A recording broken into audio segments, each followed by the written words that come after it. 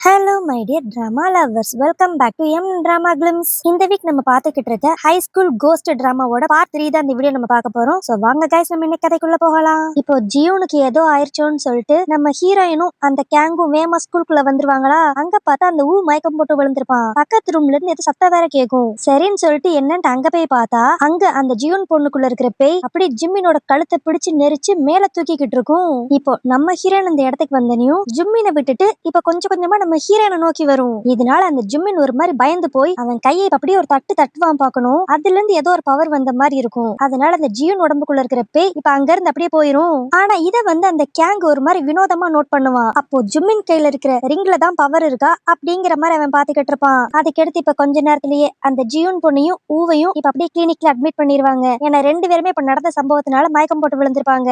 ஆனா அப்ப அந்த ஜிம்மின் அப்படியே அந்த கேங்க பார்த்து இது எல்லாமே நீ இந்த ஸ்கூலுக்குள்ள வந்த கடுத்து தான் நடக்க ஆரம்பிச்சு அப்படின்ட்டு அவன் கேங்க பார்த்து சொல்ல, அதுக்கு கேங்குமே இத நான் சொல்லணும் அப்படின்ட்டு அவன் இப்ப ஜிம்மின் கிட்ட சொல்லுவான். ஆனா இதுல நம்ம ஹீரோயின் தான் செம்மையா கடுப்பாகி, இந்த பிரச்சனைக்கு ஃபுல் காரணமே நீங்க ரெண்டு பேரும் தான். அதனால தயவு செஞ்சு இனிமேல் நீங்க என் பக்கத்திலே வந்துடாதீங்க, உங்களை நான் நம்புற மாதிரியே இல்ல அப்படிங்கிற மாதிரி நம்ம ஹீரோயின் சொல்லிடுவா. அதனால இப்ப அந்த ரெண்டு பேரும் அங்க இருந்து கிளம்பிடுவாங்களா. ஆனா அப்ப நம்ம ஜிம்மின் அப்படியே அந்த கேங்க பார்த்து, உனக்கு என்னோட சீக்ரெட் தெரிஞ்சிருச்சுன்னு நினைக்கிறேன், அப்படி இருந்தும் நீ ஏன் எதுவும் பண்ணாம இருக்க அப்படின்ட்டு அவன் கேட்க, அதுக்கு அந்த கேங்க இன்னும் எனக்கு தேவையான மூமெண்ட் கரெக்டா வரல, அது கடுத்து நான் என்னோட வேலையை காட்டுவேன் அப்படின்பா.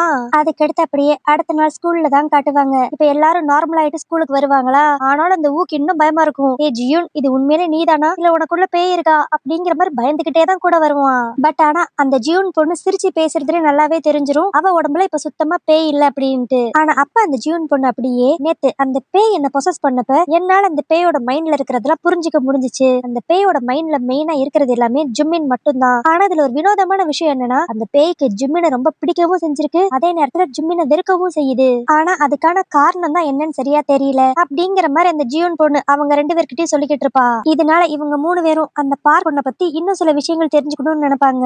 அதனால திருட்டுத்தனமா பிரின்சிபல் ஆபீஸ்க்குள்ள போய் ஓல்டு ஸ்டூடெண்ட்ஸ் ரெக்கார்ட் எடுத்து பார்க்கலாம்னு நினைப்பாங்க. அதுல எல்லா வருஷத்தோட ரெக்கார்டும் கரெக்டா இருக்கும். ஆனா அந்த பார்க் பொண்ணு படிச்ச வருஷத்தோட ரெக்கார்ட் மட்டும் மிஸ் ஆகும். இதனால அந்த மூணு பேரும் செமையா குழம்பி போயிருவாங்க. ஆனா இவங்க இப்படி இதை செக் பண்ணிக்கிட்டு இருக்கிறத இந்த பில்டிங்க்கு வெளியே நின்று அந்த கேங்கும் பாத்துக்கிட்டு இருப்பான். அதுக்கடுத்து என்னடா இவ்வளவு தூரம் ட்ரை பண்ணியும் அந்த பார்க்க பத்தி ஒரு விஷயமும் தெரியலையே அப்படின்ட்டு இவங்க மூணு பேரும் பேசிக்கிட்டே நடந்து வரப்ப கரெக்டா இப்ப அந்த இடத்துக்கு ஜிம்மின் வந்துருவான். நீங்க இந்த ஸ்கூல் ரெக்கார்ட்லாம் எடுத்து பார்க்கதான் போனீங்கன்னு எனக்கு நல்லாவே தெரியும். ஆனா நீங்க தேடி போன விஷயம் உங்களுக்கு கிடைச்சிருக்காதே, அதுக்கெல்லாம் காரணம் இந்த ஸ்கூல்ல ஒரு பிரச்சனை இருக்கு. அந்த ரெக்கார்டை மட்டும் யாரும் அழிக்கல, இங்க இருக்கிற நிறைய மெமரிஸ் யாரோ அழிக்க ட்ரை பண்றாங்க. அதனாலதான் இங்க இருக்கிற ஸ்டூடெண்ட்ஸ்க்கும் ஸ்டாஃப்ஸ்க்கும் நிறைய பழைய விஷயங்கள் ஞாபகமே இல்ல அப்படிங்கிற மாதிரி அவன் புதுசா ஒரு விஷயத்த சொல்லுவான். இதை கேட்ட அந்த ஜியூன் பொண்ணு, என்னது நம்மளோட மெமரிஸ் எல்லாம் அழிக்க ட்ரை பண்றாங்களா, இதெல்லாம் பண்றது யாரு அப்படின்ட்டு அவ கேட்க, அதுக்கு அந்த ஜிம்மின் அப்படியே வேற யாருமே இல்ல, நம்மள சுத்திக்கிட்டு இருக்கிற பேய் பார்க் தான் அப்படிங்கிற மாதிரி சொல்லுவான். இதை கேட்டோடனே நம்ம ஹீரோனுக்கு ஷாக் ஆயிரும். என்னது, ஒரு பேயினால நம்ம மெமரிஸ் எல்லாத்தையும் கண்ட்ரோல் பண்ண முடியுமா அப்படின்ட்டு. அப்ப அந்த ஜிம்மின் அப்படியே, இது மட்டும் ஷாக்கிங்கான விஷயம் கிடையாது, உங்களோட மெமரிஸை மேனிபுலேட் பண்ணி உங்களை ஏமாத்தணும்னு மெயினா நினைக்கிறது அந்த கேங் தான் அப்படிங்கிற மாதிரியும் சொல்லுவான். இப்ப இதெல்லாம் சொன்னது மட்டும் இல்லாம நீங்க நினைக்கிற மாதிரி அந்த கேங் ஒரு மனுஷனே கிடையாது, அவன் அதுக்கும் மேல ஒரு அமானுஷமான சக்தி அப்படின்பா. இவன் இங்க இதெல்லாம் சொல்லிக்கிட்டு இருக்க, இன்னொரு பக்கம் அந்த கேங்க தான் காட்டுவாங்க. அவன் அவனோட மந்திர பவரை யூஸ் பண்ணி இப்ப அந்த இடத்துக்கு பார்க்க வர வச்சிருவான். இப்ப மறுபடியும் அந்த ஜிம்மினை தான் காட்டுவாங்க. அவன் இப்பதான் ஆரம்பத்துல இருந்து நடந்த எல்லா கதையும் தெளிவா சொல்லுவான். அதாவது அவனை பத்தியும் அந்த கேங்க பத்தியும். என்னன்னா, இந்த ஜிம்மினுக்கு பேய பாக்குற பவர் இருந்திருக்கும் போல. இந்த ஸ்கூல்ல வந்து சேர்ந்த உடனே இந்த ஸ்கூலுக்குள்ள ஒரு பேய் இருக்கு அப்படின்ட்டு பார்த்து தெரிஞ்சிருப்பான். இவனுக்கு இந்த ஸ்பிரிச்சுவல் பவர் இருக்குன்னு சொல்லி அந்த பேய்க்கும் தெரிஞ்சிருக்கும். அதனாலதான் அது ஜிம்மினியே சுத்தி சுத்தி வந்திருக்கும். பட் ஆனா அந்த பேயினால இவனுக்கு எந்த பிரச்சனையும் வந்துடக்கூடாதுன்னு சொல்லி இவனோட ஸ்பிரிச்சுவல் பவரை யூஸ் பண்ணி இவன் ஒரு ரிங் தயாரிச்சிருப்பான். அந்த ரிங்குக்குள்ளதான் இவனோட மொத்த பவர் இருந்திருக்கும். அதனாலதான் அந்த பேயால இவனை டைரக்டா அட்டாக் பண்ணிருக்க முடியாது. அன்னைக்கு நம்ம ஹீரோயின் அட்டாக் பண்ணலான்னு பாக்குறப்ப இவன் அந்த பவரை யூஸ் பண்ணி தான் அந்த பேயை கண்ட்ரோல் பண்ணிருப்பான். இப்ப இத பத்திலாம் அவன் சொன்ன உடனே நம்ம ஹீரோனுக்கு வர டவுட்டே, சரி இதுல கேங் எங்க சம்பந்தப்பட்டிருக்கான், அவன் மனுஷனே இல்லைன்னு நீ சொன்னியே அப்படின்ட்டு கேட்பாளா. அதுக்கு அந்த ஜிம்மின் அப்படியே, நீ இன்னும் சரியா நோட் பண்ணிருக்க மாட்டேன்னு நினைக்கிறேன், எனக்கு எப்படி பேய பாக்குறதுக்கான ஸ்பிரிச்சுவல் பவர் இருக்கோ அதே பவர் உனக்கும் இருக்கு, அதனாலதான் உன்னை சுத்தி ஒரு பேய் சுத்திக்கிட்டே இருக்கு, அந்த பேய் வேற யாருமே இல்ல அந்த கேங் தான் அப்படின்பா. ஆனா இதை கேட்டு மித்த எல்லாரும் ஒரு மாதிரி ஷாக் ஆயிருவாங்க. ஆனா அந்த கேங் எங்க எல்லார் கண்ணுக்கும் தெரியறானே அப்படின்ட்டு. அப்பதான் அந்த ஜிம்மின் சொல்லுவான், அதுதான் அவனோட பிளானே, அவனாவே அவனை ரிவீல் பண்ணிக்கிட்டு நீங்க எல்லாரும் அவன் ஹியூமன் நம்பணும்னு நினைக்கிறான், அதை வச்சு அவன் ஹாரி ஏதோ பண்ண ட்ரை பண்றான் அப்படிங்கிற மாதிரி அந்த ஜிம்மின் சொல்லுவான். ஆனா அப்ப நம்ம ஹீரோனுக்கு இன்னொரு ஒரு டவுட் வரும். சரி நீ சொல்ற எல்லாமே கரெக்டா இருந்தாலும் எனக்கு அடிக்கடி ஒரு மெமரி வருது, அதுல நானும் அந்த கேங் அப்புறம் என்னோட ஃப்ரெண்ட்ஸ் மித்த ரெண்டு பேருமே எல்லாரும் ஒன்னா சுத்துற மாதிரி எனக்கு அப்பப்ப தோணுதே, அது ஏன் அப்படின்ட்டு அவ கேப்பா. அதுக்கு அந்த ஜிம்மின் அப்படியே, அதெல்லாம் உன்னோட பாஸ்ட்ல கேங்குன்னு ஒரு பையன் கூட நீ உண்மையிலே ஸ்பெண்ட் பண்ண டைம். ஆனா நீ இப்ப பாக்குற கேங் உண்மையானவனே கிடையாது. அந்த கோஸ்ட் உன்னை மேனிபுலேட் பண்ணுங்கிறதுக்காக உன்னோட மெமரியை சீல் பண்ணி அதுல இருக்கிற ஒரு கேரக்டர் மாதிரியே அதோட உருவத்தை மாத்தி உன்னை நம்ப வைக்கணுங்கிறதுக்காக தான் உன் கூட சுத்திக்கிட்டு இருக்கு அப்படிங்கிற மாதிரி சொல்லுவான். நம்ம ஹீரோனுக்கு இதெல்லாம் கேட்க கேட்க அப்படியே தலை சுத்துற மாதிரி ஆயிரும். ஆனா அப்ப அந்த ஜியூன் பொண்ணு அப்படியே, சரி நீ சொல்றதெல்லாம் மட்டும் உண்மைன்ட்டு நாங்க எப்படி நம்புறது? எனக்கு புரியுது உங்களால எடுத்துன்னு என்ன நம்ப முடியாது, பட் இருந்தாலும் நான் சொல்றதெல்லாம் ஒன்னே ஒண்ணுதான். நீங்க எல்லாரும் அந்த கேங்க கிட்ட இருந்து ரொம்ப சேஃபா இருங்க. அதுவும் மெயினா ஹாரி உனக்கு தான். ஏன்னா அவன் உன்னையே சுத்தி சுத்தி வரத பார்த்தா அவன் உன்கிட்ட இருந்து ஏதோ ஒரு விஷயத்தை எடுத்துக்கணும்னு நினைக்கிறான் அப்படிங்கிற மாதிரி அந்த ஜிம்மின் சொல்லுவான். இதுவே இன்னொரு பக்கம் அந்த கேங்க பார்த்தா அவன் இப்ப மந்திரத்தை போட்டு அந்த பார்க் அந்த இடத்துக்கு வர வச்சிருவானா. இப்ப அங்க வந்தனையும் இன்னும் 2-3 மந்திரத்தை போட்டு இத்தனை நாள் வரைக்கும் அந்த பார்வையோட வாய் தைக்கப்பட்டதானே இருந்திருக்கும், அதை இப்ப ஓபன் பண்ணி விட்டுருவான். சோ இதுலயே நல்லா தெரியுது அந்த கேங்கு அந்த பார்வைக்கு ஹெல்ப் பண்றான் அப்படின்ட்டு. இப்ப அப்படியே அடுத்த நாள் ஸ்கூல்ல தான் காட்டுவாங்க. இந்த கேங் அங்க வந்தோனையுமே இந்த 3 பேருமே அப்படி பயப்பட ஆரம்பிப்பாங்க. ஆனா இது அந்த கேங்கும் புரிஞ்சுக்குவான். அவன் அப்படியே நம்ம ஹீரோன் கிட்ட, ஏன் எல்லாரும் ஒரு மாதிரி வியடா நடந்துக்கிறீங்க, நேத்து எதுவும் நடந்துச்சா அப்படிங்கிற மாதிரி வேற கேட்பான். நம்ம ஹீரோனுக்கு இதுக்கு என்ன பதில் சொல்லணும்னு தெரியாது, ஒரு மாதிரி தட்டு தடுமாறிக்கிட்டு இருப்பா. இதெல்லாம் நோட் பண்ண அந்த ஜியூன் அப்படியே, ஹாரி நம்மள ஸ்டாஃப் கூப்பிட்டாங்க, வா நம்ம ஆபீஸ் ரூமுக்கு போவோம் அப்படின்ட்டு அவளை அங்க இருந்து கூட்டு போயிருவா. இவங்க 3 பேரும் இப்படி இந்த கேங் அவாய்ட் பண்றத பார்த்தனையும் அந்த ஜிம்மின் லைட்டா சிரிச்சுக்கிட்டே வெளியே கிளம்புவானா. உடனே அந்த கேங்கு அப்படியே ஜிம்மின் பின்னாடியே போயிருவான். இதை அந்த நோட் பண்ணிடுவான். என்னது இது இவங்க 2 பேரும் தனியா போறாங்களே அப்படின்ட்டு அந்த 2 பொண்ணுங்க கிட்டயும் இந்த இன்ஃபர்மேஷனை போய் சொல்லிடுவான்.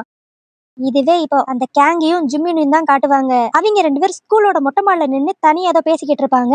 அதுவும் இவ்வளவு நேரமா ஸ்கூல் யூனிஃபார்ம்ல இருந்த அந்த கேங் அப்படியே இப்ப அப்படியே டோட்டலா அவனோட கெட்டப்ப சேஞ்ச் பண்ணி வழக்கம் போல ஒரு மந்திர ஸ்டிக்கர் எடுத்து, நீ ஹாரி கிட்ட என்ன பத்தி என்ன சொன்ன, ஒழுங்கா சொல்றியா இல்ல உன் மேல மந்திரம் போடவா அப்படிங்கிற மாதிரி மிரட்டுவான். ஆனா இதுக்கெல்லாம் அந்த ஜிம்மின் பயப்பட மாட்டான். அவன் கிட்டதான் அந்த மந்திர ரிங் இருக்குமே, அதனால அவனுமே தைரியமா தான் இருப்பான். ஆனா அப்பன்னு பார்த்து இவங்க 2 பேரும் மாடியில தனியா இருக்காங்க அப்படின்னு தெரிஞ்சுக்கிட்டு நம்ம ஹீரோயினும் அவளோட ஃப்ரெண்ட்ஸும் அங்க வந்துருவாங்க. ஆனா அங்க வந்து பார்த்தா அந்த ஜிம்மினுக்கு பின்னாடி அப்படியே அந்த பேய் நின்னு அவனோட கழுத்தை நெரிச்சுக்கிட்டு இருக்கும். அந்த பேயை ஏவி விட்டது அந்த கேங்கா இருப்பான். இதை எல்லாத்தையும் அந்த 3 பேரும் பாத்துருவாங்க. அப்போ அந்த கேங் இன்னும் சில மந்திர பேப்பரை அப்படியே அவன் மேல தூக்கி போட போவானா. நல்ல வேலையா இப்ப நடுவுல நம்ம ஹீரோயின் வந்து அப்படியே ஸ்டாப் பண்ணி அவனை விடு அப்படிங்கிற மாதிரி அவ கத்திக்கிட்டு இருப்பா. ஆனா அதுக்கு அந்த கேங், இங்க பாரு ஹாரி இதுக்கெல்லாம் டைம் இல்ல, இப்ப விட்டுட்டோம்னா அடுத்து அவனை கண்ட்ரோல் பண்ணவே முடியாது அப்படின்பா. ஆனா இந்த கேப்பை யூஸ் பண்ணிக்கிட்ட அந்த ஜிம்மின் அப்படியே அவனோட பவரை யூஸ் பண்ணி இப்ப அந்த பேயை எப்படியோ அங்க இருந்து ஓட்டி விட்டுருவான். ஆனா இதுக்கெல்லாம் காரணம் கேங்கு தான் சொல்லிட்டு இப்ப அவனோட மந்திர ரிங்க வச்சுட்டு அப்படியே கேங் அடிக்கிறதுக்காக வருவானா. இத பார்த்த அந்த கேங் அவனோட மந்திர ஸ்டிக்கர் எடுத்து அப்படியே நடுவுல வச்சிருவான். இதனால 2 மந்திர பவரும் நேருக்கு நேரா மோதுறனால அந்த இடத்துல ஒரு பிளாஸ்ட் மாதிரி அப்படி ஆகும். இதனால ஆளுக்கு ஒரு திசையில போய் அப்படியே விழுந்துருவாங்க. ஆனா இதுல அன்பார்ச்சுனேட்டா நம்ம ஹீரோயின் அப்படியே இந்த பில்டிங்கோட டாப்ல இருந்து விழுக போயிருவா.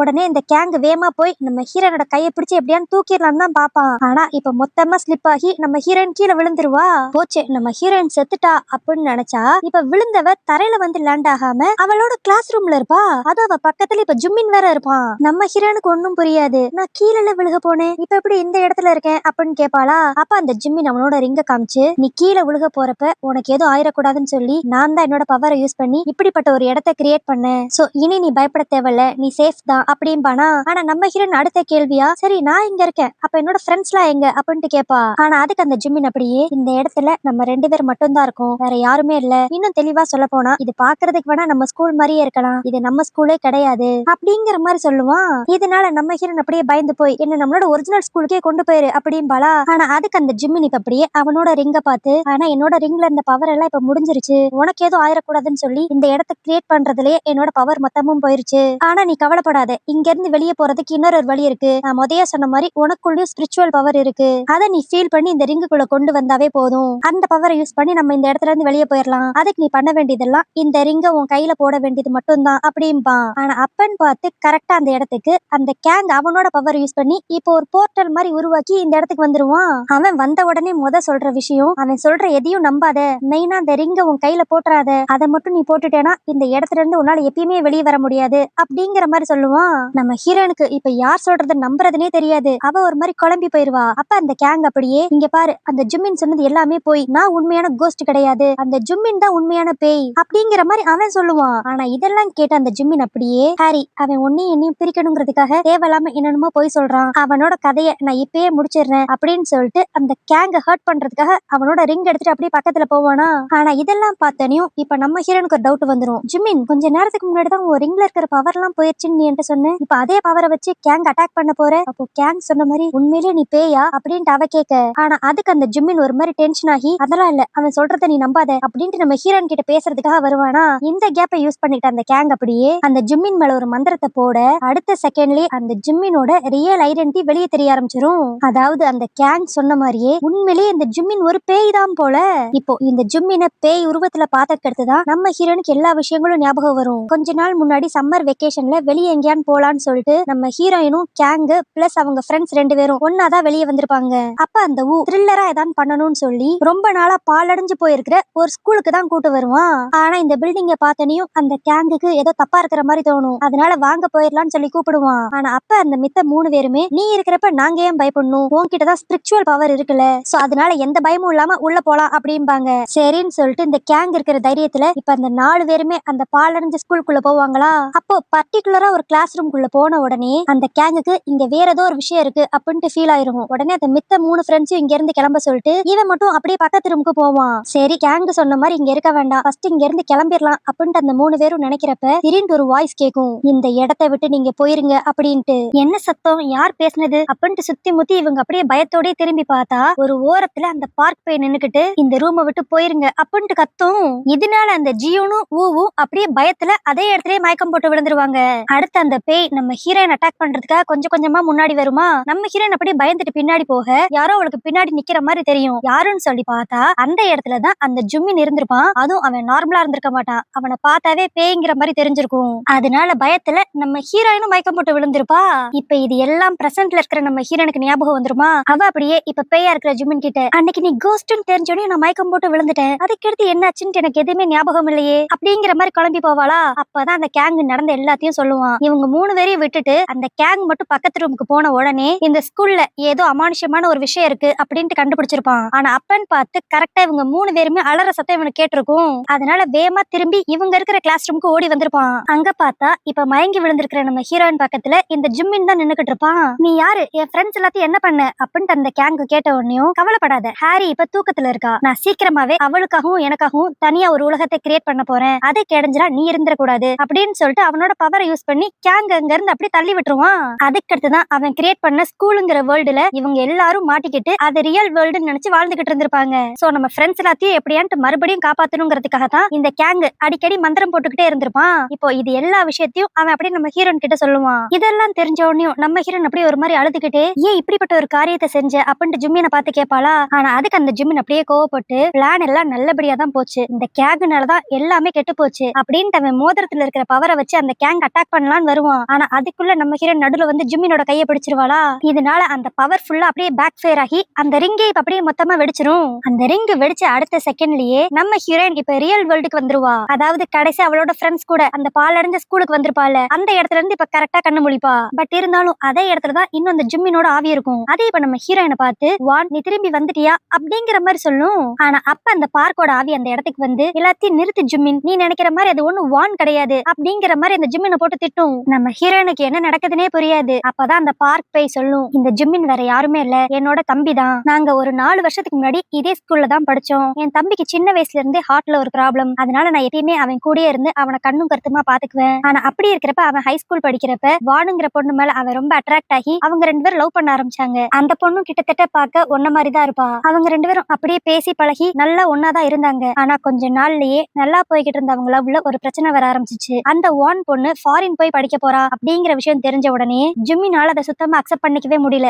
அவன் ரொம்ப உடஞ்சு போயிட்டான். ஆனா என்னோட தம்பி இந்த நிலைமையில பார்த்தோனையும் எனக்கு அந்த வான் மேல செம கோவம் வந்துச்சு. அப்படி இருக்கிறப்ப அந்த வான் கடைசியா ஒரு தடவை என் தம்பிக்கு டெக்ஸ்ட் பண்ணியிருந்தா, நான் ஊருக்கு போறதுக்கு முன்னாடி உன்னை பார்த்துட்டு போகணும்னு நினைக்கிறேன், நான் உனக்காக ஸ்கூல்ல வெயிட் பண்றேன், வருவியா அப்படிங்கிற மாதிரி மெசேஜ் பண்ணியிருந்தா. ஆனா இந்த மெசேஜ் என் தம்பி பாக்குறதுக்கு முன்னாடி நான் பார்த்துட்டேன். ஆனா அந்நேரம் வான் மேல செம கடுப்புல இருந்தேன்னா அப்படியே அந்த மெசேஜ் என் தம்பி கிட்ட சொல்லாம டெலிட் பண்ணிட்டேன். ஏன்னா திரும்பவும் என் தம்பி அந்த வானை பார்த்தா அவன் மனசுதான் கஷ்டப்படும் அப்படின்னு நினைச்சு நான் அதை செஞ்சேன். ஆனா அதுக்கடுத்து நாள் ஆக என் தம்பி அந்த வானை மறக்கவே இல்லை. அவ கடைசியா ஒரு தடவையான்ட்டு என்ன பார்த்துட்டு போயிருக்கலாம் அப்படிங்கிற மாதிரி ஃபீல் பண்ணி அழுக ஆரம்பிச்சான். அப்பதான் அவ மெசேஜ் பண்ண எல்லா விஷயத்தையும் நான் என் தம்பி கிட்ட சொன்னேன். இது தெரிஞ்சனே என் தம்பி என் மேல கோவப்பட்டுட்டு இன்னும் அவ எனக்காக அங்க ஸ்கூல்ல தான் காத்துக்கிட்டு இருப்பா அப்படிங்கிற மாதிரி நினைச்சுக்கிட்டு அவன் வேகமா ஸ்கூலுக்கு ஓடுனான். ஆனா அவனுக்கு ஏற்கனவே ஹார்ட்ல ப்ராப்ளம் இருக்கறனால போற வழியிலே அவனுக்கு ஹார்ட் அட்டாக் வந்துருச்சு. இதனால அவனை எப்படியான்னு காப்பாத்தணும்ட்டு நானும் அவன் பக்கத்துல போய் அவனை தூக்க போனேன். பட் அன்பார்ச்சுனேட்டா அப்பன்னு பார்த்து ஒரு கார் வந்து எங்க 2 பேத்தையும் மோதி அதே ஸ்பாட்ல நாங்க இறந்துட்டோம்.